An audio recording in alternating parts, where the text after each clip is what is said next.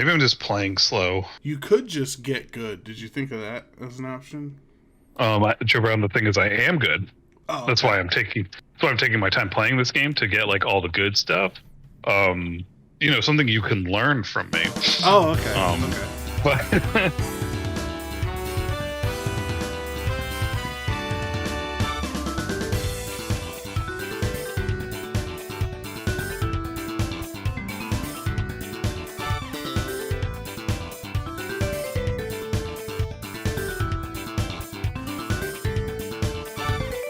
Hello, everybody. Thank you for joining us here on another steaming hot edition of Cup of Joe's. I am your host, Joe Brown, joined by my best friend, Joe Parian. And Joe, that's me. This is episode 68 of the Cup of Joe's podcast. So it's not a big deal, but the next one's going to be pretty exciting. Yeah, it is. We have plans. Don't worry. It's gonna be a great time. But that's down the road. For now, Joe and I are actually going to be talking about two games that we've been playing recently. That is Guardians of the Galaxy, the new game from Eidos Montreal and Square Enix. I was playing that one, and then Joe Parian was playing through Far Cry 6. So we have those on the slate today. But Joe, I want to start off just asking you how you are doing. I'm good.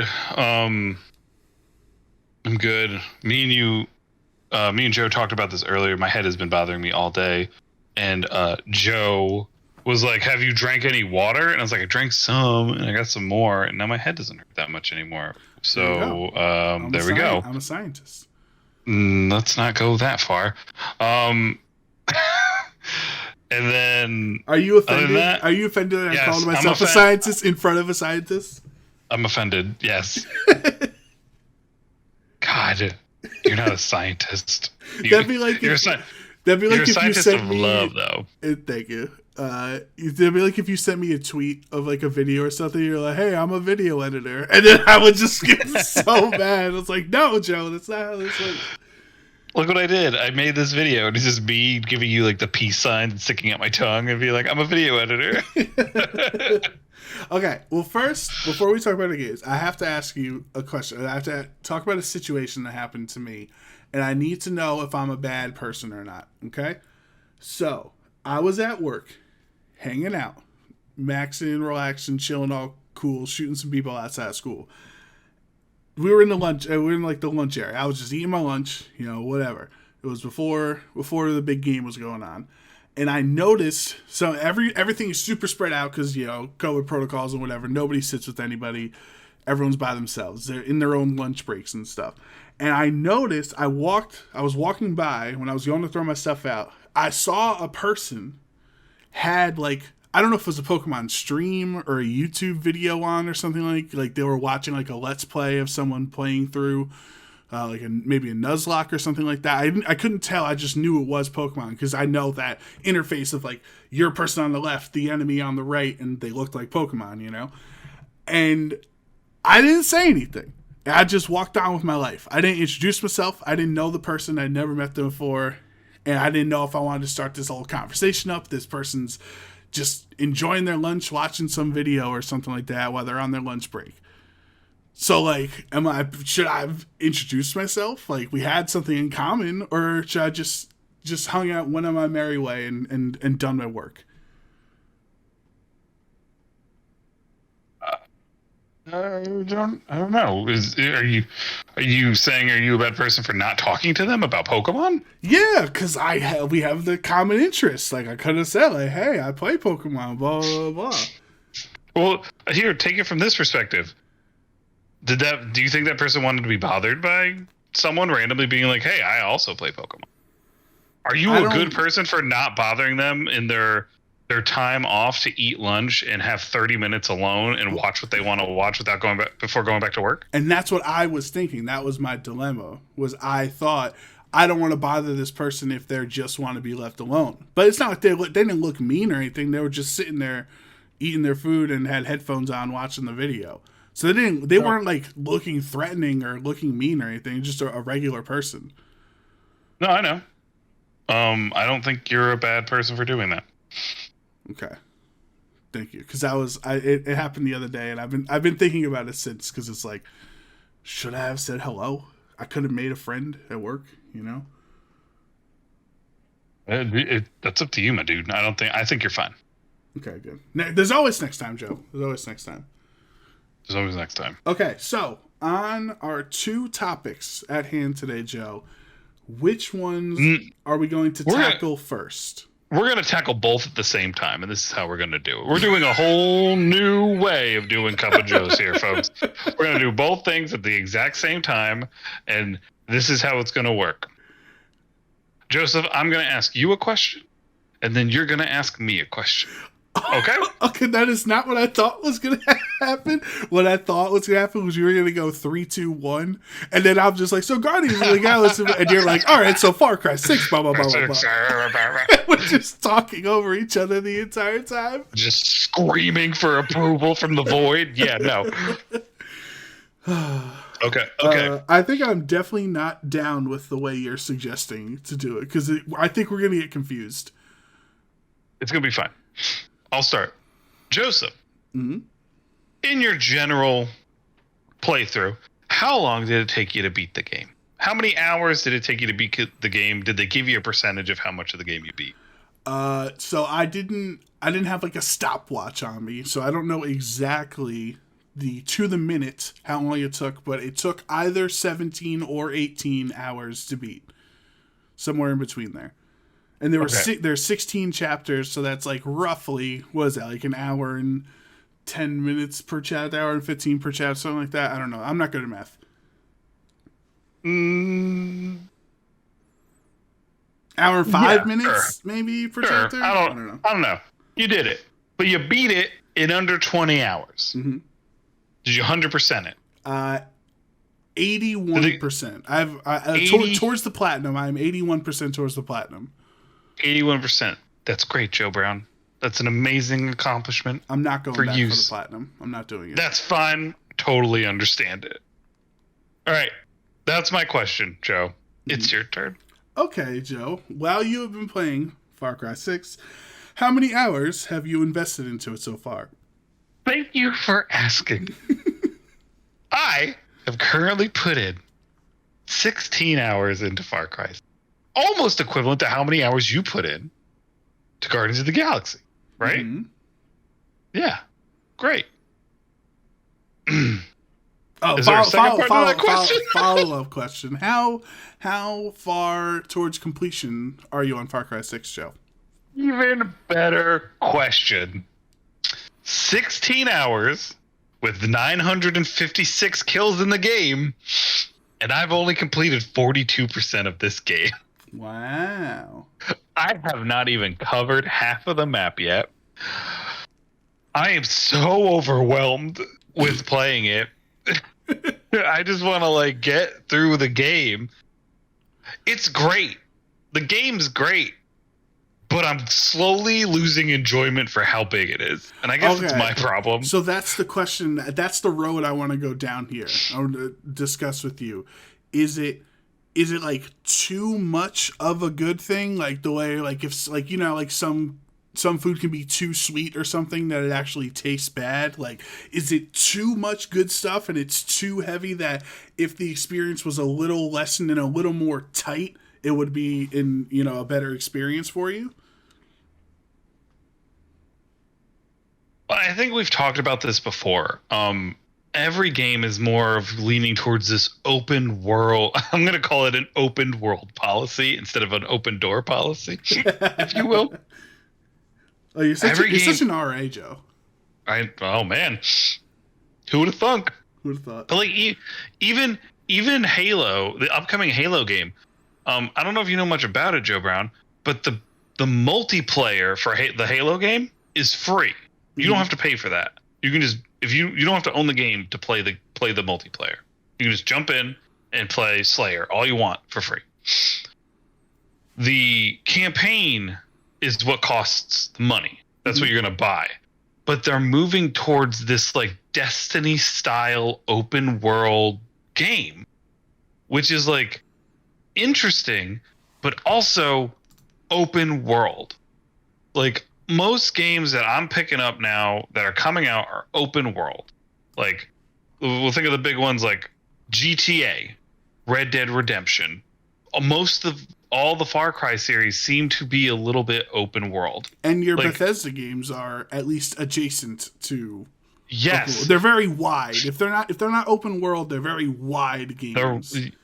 Yeah, well, I guess the bigger, like Deathloop was a Bethesda game, but that was an open world. Right. Well, I guess it was kind of open world, but it was more contained. You know, like there was levels to go through, and the levels were a little bit open for you to do what you wanted to do in them.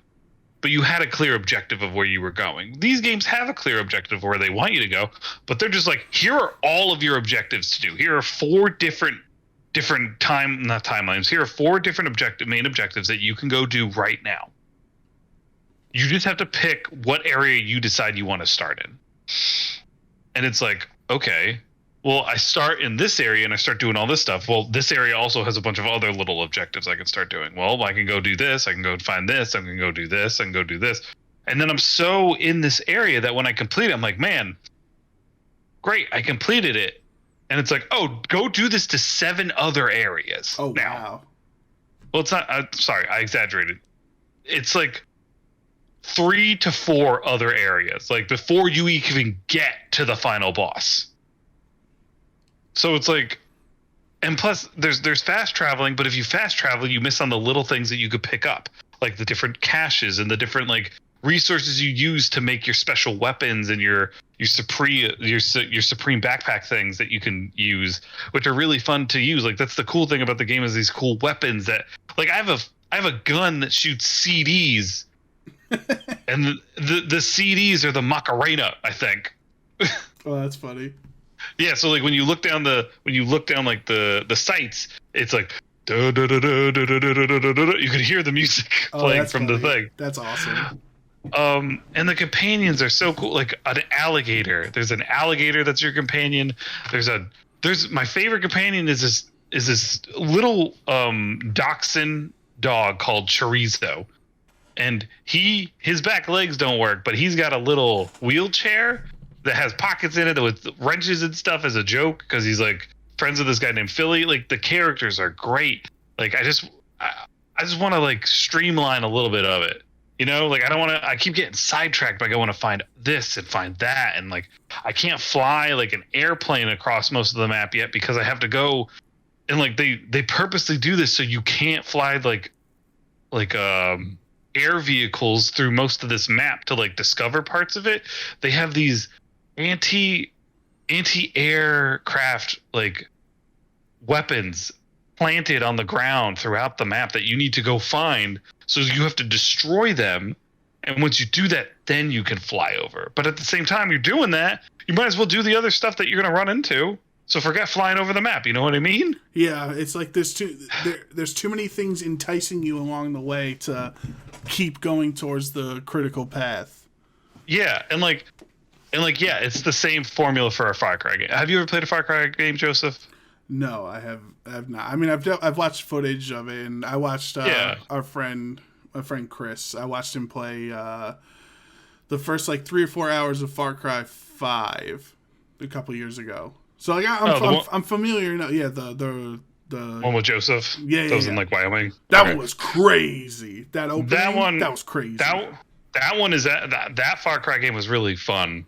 I don't know why. I had a lot of fun playing that one. It was like, for me, it's like 3, 5. This one's really good too. I didn't really like 4 that much. But like this is classic Far Cry equation. Area of the world that's being oppressed by a higher dictator type being, causing trouble, killing people, putting people in prison, doing all this stuff. Person who joins a revolutionary type force to help bring down this person, and then this one person is just like a superhero going through all of this map, destroying all these things, picking up companions and people to help along the way. And that's great. And this villain to me is amazing. Ooh. Because do you ever watch Breaking Bad, Joe? I it's a story for another time. I've watched a couple episodes of it, and I intentionally decided to stop watching because it was so good. We could talk about it later, but yes, Giancarlo Esposito is the villain in this game. Yes, and he man does that man know how to play? Wait, his name's Giancarlo Esposito. This man knows how to play a villain. Oh yeah, and he's in the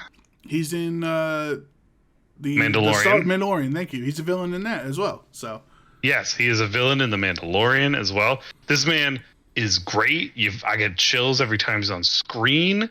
Like he just like gives off dictator energy in this game, and it's amazing, and I love it, and I want to I want to have more interactions with him. Like in 5, you had 3 areas to go in, you had 3 generals to kill, and then you would go on to the end game. Like that was great. Here it's so I had to start on a tiny island, and then I went from this tiny island to this bigger island, and I went from this bigger island to the mainland, and now I have the mainland to go through. And like on the mainland, I have driven through 4 different areas doing the first part, and I kept getting confused because I kept forgetting what I was working on. Like it was a lot. So I think what you're trying to say, Joe, is you have a life to live, and you can't dedicate every waking hour of that life to Far Cry 6 to complete it, because you got family responsibilities, you got work and dinner and other things, and it's tough to dedicate that much time to one thing on top of all the other stuff you want to play, especially this time of year here as we are in the fall, where a lot of games have been coming out and there's other stuff that piques your interest, that it's almost like the game is too bloated for its own good, for lack of a better word. Yeah, like here's an example. One of my favorite video games, Bioshock. I have 15 hours played in that game. That's because I beat it twice. That game, you can beat that game in anywhere between like 5 to 8 hours. Right. In and out. Bioshock Infinite. Oh, well, I've played Bioshock Infinite a lot. So I have 51 hours played in it. I don't know when I did that. And oh my god. Those hours don't even count the hours for you playing it for me. Thank you, by the way. Yeah, there you go. But that's like, my original playthrough was maybe about 8 to 10 hours. I'm 16 hours into this game, and I'm not even halfway through it yet. Let it be known, I guess, the percentage could also be, I could be higher in getting to the end of the game, and the percentage might not be correct. Right. In the fact of like how the game goes. That's what I was going to bring up, because I have IGN's Far Cry 6 article, or the review up, and the reviewer said when they beat the game, there was still 20% of the map unexplored by the time credits rolled. So I don't think you can be at 97% by the time you beat the game, you know? Yeah. Okay. But like, damn, it's a lot. It's good, but it's a lot. And I got other things I want to do. Like, I still haven't gotten to play Psychonauts 2 yet. There are other games that I want to try out. Like, I hate like buying a game and then buying another game to start playing that other game when I have another game that I haven't finished. That was a lot of games in one sentence. But well, that's like a main reason why I plowed through the Guardians game, so I could get it out of the way for all the other games that are coming out. You know, because I don't want to start it and then come back to it in a month and a half, and it's like, oh, this is a story-based game, so I kind of forget what story stuff's going on. And, you know, like you kind of just want to. Yeah, I like to call it no life, a game where you just have no life. You just play the entire game until you beat it. That's my way. But obviously, I have different amount of responsibilities than other people who aren't able to no life games like that. Yeah, and like I said, it's a great game. The reason I am kind of complaining about it, because it's also my own fault, is because yeah, it's big. Yeah, it takes a lot of my time. But when I'm not playing it and I'm doing other things, all I'm thinking about is how I'm going to beat this game. Ooh. I'm thinking about, I want to go play so I could do this. It's fun to play. I got a car that's got a minigun on top of it. It goes fast. I zoom around the map, but zooming around the map isn't necessarily all. It's made out to be, and like meeting these new characters. Like there's one character, his name is Philly, and he's the funniest character I've met so far, and I loved dealing with him every second of the game. Every second of the like part of the game that I had him in. He kept referring to stuff as Philly magic because he's like an engineer. He's like an engineer or more of like an explosives guy. He also like worked on planes and stuff. He was one of my favorite characters. Besides Chorizo, he was one of my favorite characters. Besides Chorizo, I've seen the memes with Chorizo in it. Yeah, he's so cute, and El Guapo is even better. Oh my god, just big alligator with a golden tooth and a t-shirt on. Oh my great. God, that's awesome. Far Cry has always had that like exotic humor, like, you know, like nonsensical, you know, excitement in their games. Oh yeah, like in Far Cry 5, you had a large bear named Cheeseburger.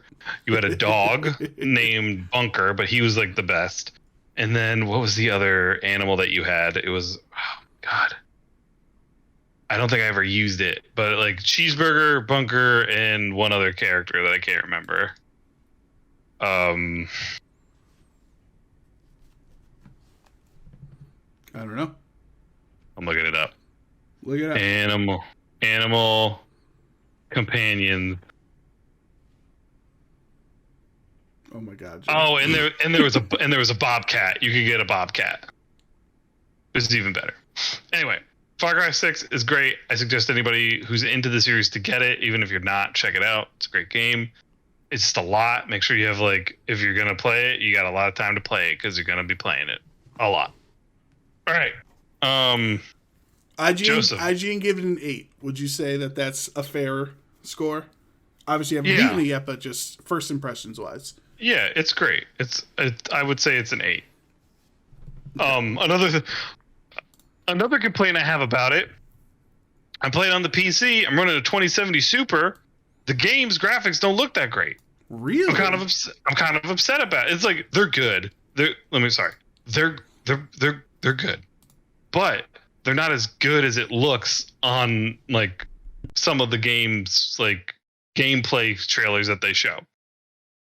And you can download an HD texture pack for it.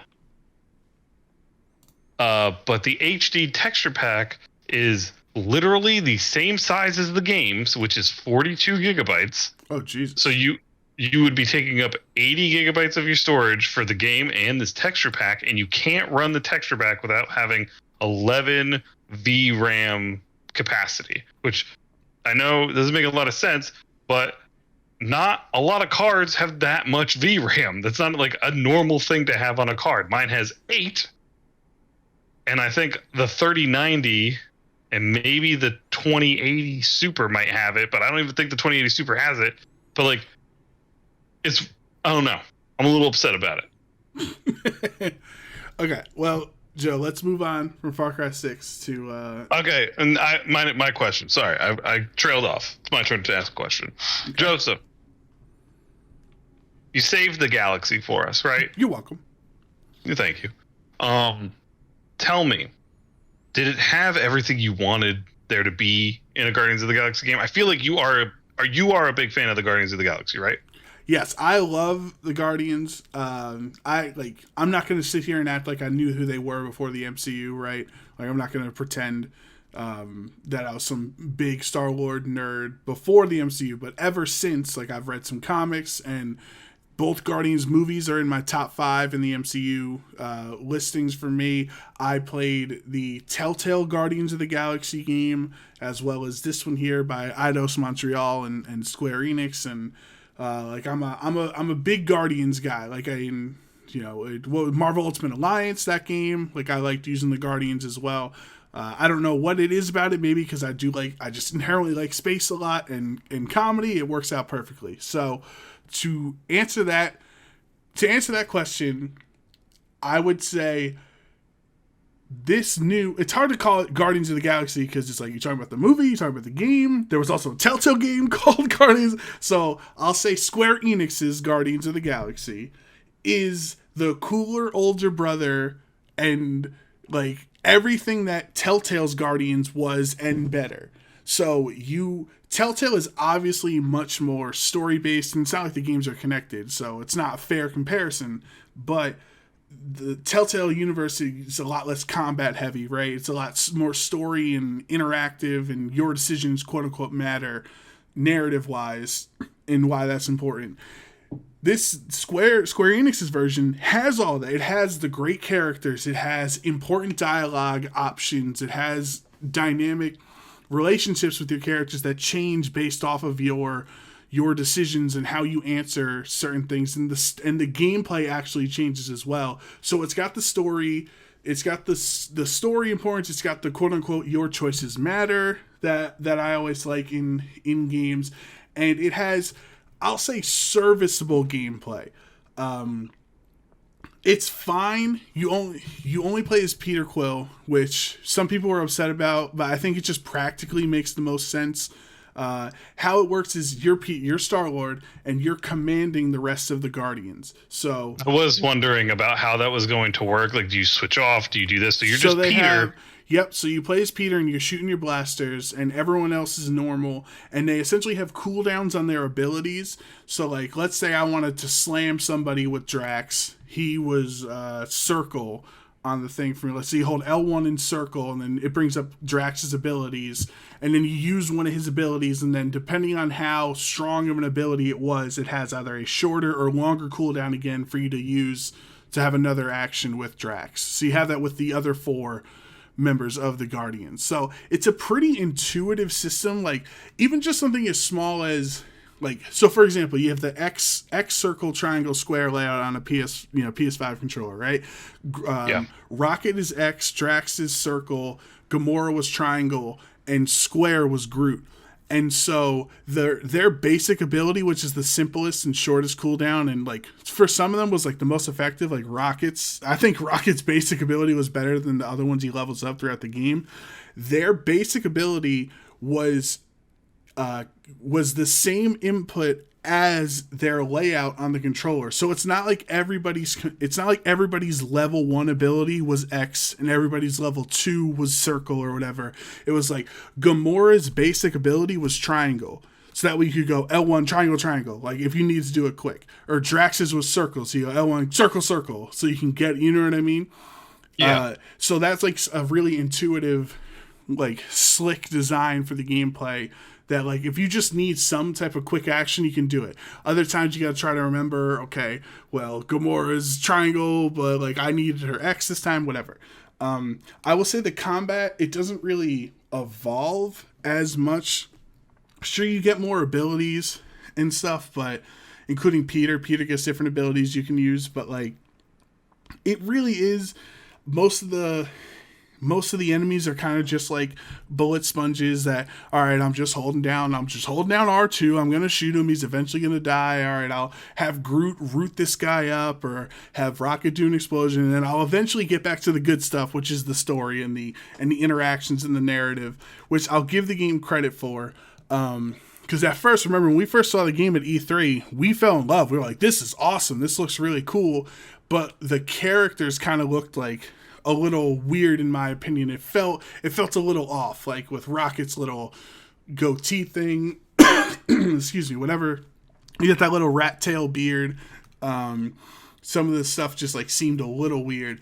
But the more the game went on, the less I really noticed those things, and the more that these characters felt like who they were. Like, this Gamora is definitely a lot more compassionate, like, from the jump than the MCU's Gamora was, or the Telltale Gamora was. Like, she I won't say story reasons why, but like, she's definitely more compassionate and has like understood at this point that she's done some messed up things and she's trying to atone for it. So like, I appreciate that these aren't just carbon copy characters of the MCU versions of the Guardians. Okay, that's good. That's fun. Right. And so I'm not gonna dog on the story or the narrative choices they made, because they changed some things, like, just from the beginning. And this is all no spoilers. This is all crazy early things that you find out that don't affect the game. So Star-Lord was kidnapped on Earth when he was 13 instead of, I think he was 8 or 9 in the MCU. And I don't know the practical sense behind that. Maybe it was easier getting like having a teenager model instead of a younger model for them. The other thing I can think of is if he's 13, that opens you up to more songs later on in the 80s than just like 1982 and before. You know, if you can get all the way to like 1986, 1987, because the soundtrack is amazing as you would expect from the Guardians soundtrack to be. So I don't understand why they made him 13 instead of 8, but whatever. It doesn't really matter. The point is he gets kidnapped on Earth. It turns out, and these are why I'm not going to kill the story, because I'm not going to say, oh, it's different than the MCU, so therefore it's bad. I don't think that's fair. It is definitely different, though. So he's kidnapped he's like a prisoner on a planet or whatever, and you find out that his father is the king of a planet, and that's not a spoiler. It's like something he literally just says in passing, and you don't meet the father, so it's not like a big deal. So that's different than Ego, where like Ego was a planet in Guardians 2, you know what I mean? Yeah. So like some things that are a little different like that. Like Mantis and Gamora are like, they're kind of like old friends. At one point when you meet up with Mantis, it's like her and Gamora had used to go on adventures together or something, which that's definitely different. They talk about Thanos and how like Drax his whole goal is to kill Thanos and all this stuff, and they actually refer to Death. Gamora refers to Death as her, like in the original comic storyline where Thanos is trying to impress Lady Death instead of the MCU where, you know, that's not really relevant. Like in this game's universe, Death is a person, like she is a lady. So I thought that was interesting.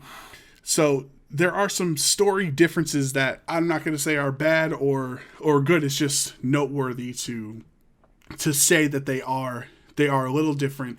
The one thing that bugs me with this story though, Joe, is there's a lot of... So the Guardians have only been together for a couple months. This is an origin story of sorts. And there's a lot... I don't know how old Peter is. Like, I'm guessing late 20s, but I don't know how old he is. But there's a lot of, like, backhanded exposition or, like, things that happened off screen that you just have to believe happened. So... Peter at 13 gets kidnapped, put in a prison cell for 4 years. He escapes, and he joins this revolution or something, and so from whoever captured him. And so throughout the story, they're like, "Oh yeah, that was that revolution." Like you meet one of these Nova Corps ladies that Peter used to have a relationship with, and now she's in the Nova Corps, and he's still like a space pirate. But they used to be on the revolution together 12 years ago. And then you're like, oh, Gamora was fighting with Thanos and she was a part of this thing 12 years ago. And it's like, oh, here's this character. She was actually here 12 years ago. And they keep mentioning it. And it's like, if the revolution is like, oh, I broke off with Yondu 12 years ago, so I don't even know what he's, you know, I can't even trust him to ask him for help. Or it's like, if the events of 12 years ago were so impactful on the current storyline, then why isn't this game taking place 12 years ago? You get what I'm saying? Yeah. Like, if you keep backhandedly mentioning all these important things, and there are some huge story relevant things that were 12 years ago that I'm not going to mention, it's like, well, they just became the Guardians a couple of months ago. So what happened in the last 12 years that was relevant to these characters that isn't being explored right now? Do you think no, go ahead. Do you think that DLC will come out to explore those? I have no idea, to be honest. I mean, I would love it because I loved the game.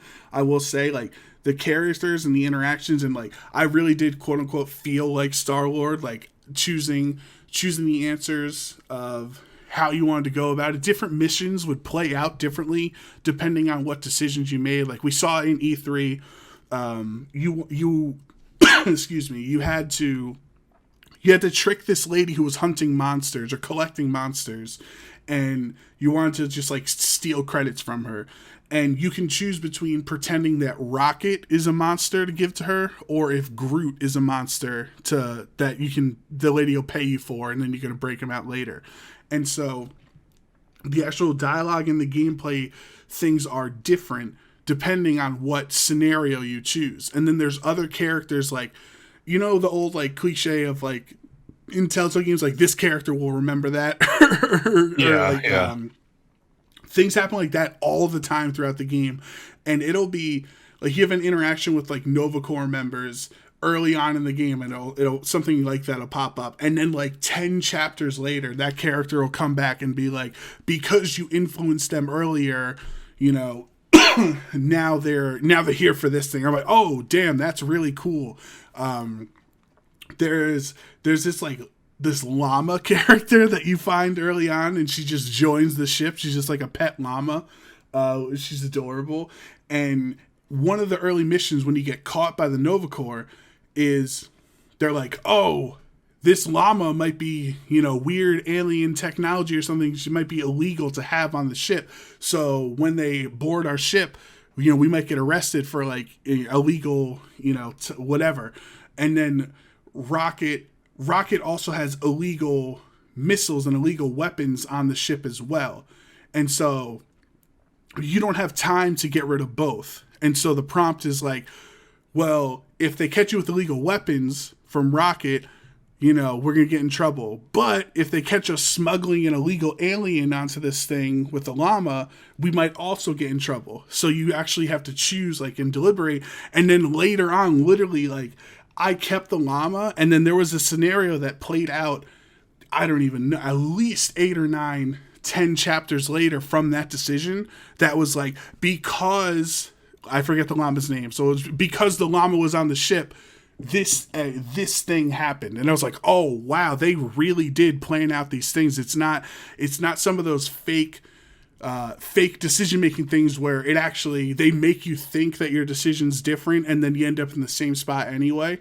You know, like that scenario would have played out completely differently if I had kept the illegal weapons, and I didn't have the llama around. So there was a lot of things like that throughout the entire game that were like, you know, you couldn't just screw around and just choose random answers. You actually really had to try, and they're like, you did not convince this person, like this villain, or you did convince this person to change their mind, or you did, you know, and it's all very well done. So I'll give the writing team like huge credit for how they're able to weave everything together in Guardians. Okay, that sounds really cool. I've been reading some stuff while you've been also talking, just to kind of like get an idea of what the story you were referring to is. I'm thinking of like, maybe they took it from a different comic book like a different comic book storyline. Maybe this was like already written and they took it and adapted it. But apparently the entire story that was for this game was completely made up and original. Oh, okay. So that's fine. I think they wanted to go with something completely different that no one's ever seen before, and that's what they went with, which is a cool thing. Yeah, I'm not gonna hate it. Like it is weird that like your father's a king instead of Ego, and like you're 13 instead of 8 years old, and Mantis is her friend, even though Mantis was like in the movie, at least she was like hanging out in that thing and we found her. You know what I mean? But like Mantis is just kind of walking around, hanging out in the galaxy and in this universe. Well, it makes sense because Mantis was like owned or like done with or worked with Ego. So if Ego doesn't exist, then Mantis doesn't have anywhere to be except wherever she's at. And she's still great. I love her. I'm a huge Mantis fan from Guardians 2, and especially the Telltale Mantis was hilarious. And then in this game too, I love, she's definitely like different. Her humor is different than especially from the MCU's Mantis is, but I'm just a huge, I love her character. She's, every time she's on screen, it's just like, yes, Mantis is back. Like she is the best.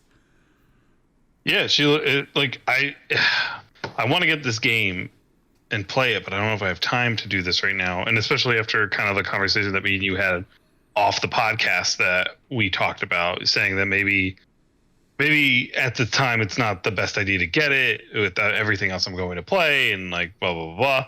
But from everything I've seen, it looks like a very fun game, especially if you're very much into Guardians of the Galaxy and stuff like that. It looks like a very fun and interesting game to play. I will say though, the only negative, I'd forgotten to mention this earlier, is there are some legitimate game-breaking bugs. I had 3, and hopefully it gets patched over time, and maybe because I was on PS5, maybe the PC version's different or whatever.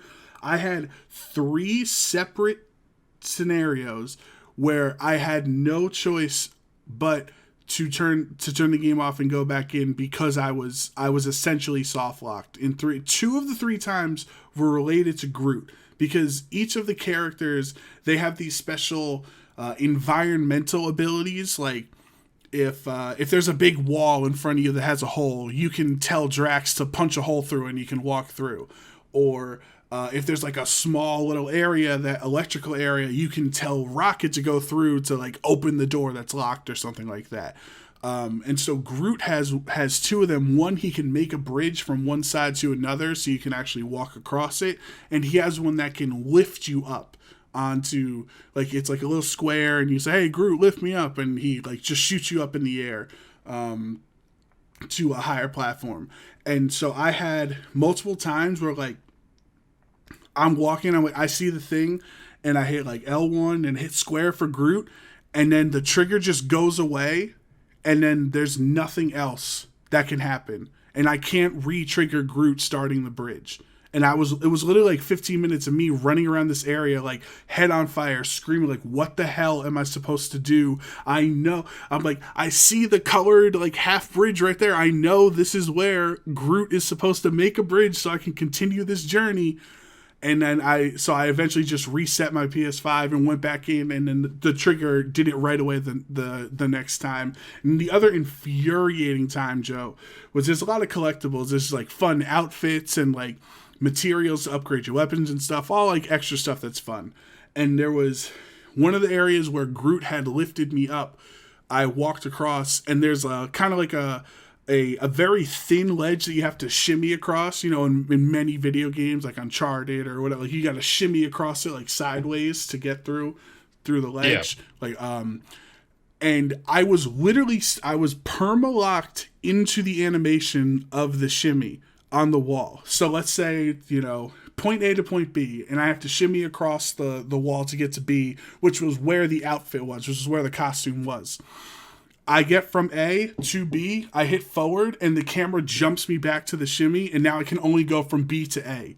And then I try to get off again, and it warps me back to the wall. So I was literally stuck there. So I reset the game, but because the game is so linear, the characters had moved on to the next spot as I was waiting here, so it loaded me into the next spot, and when I went back to the area for Groot to lift me up, he was unable to move from the next area he was in because the story sequence had already triggered for them to be in the next area. So I actually couldn't collect the item anymore because the game soft-locked me. Like, there were multiple scenarios like that when I was playing the game, and it was really frustrating.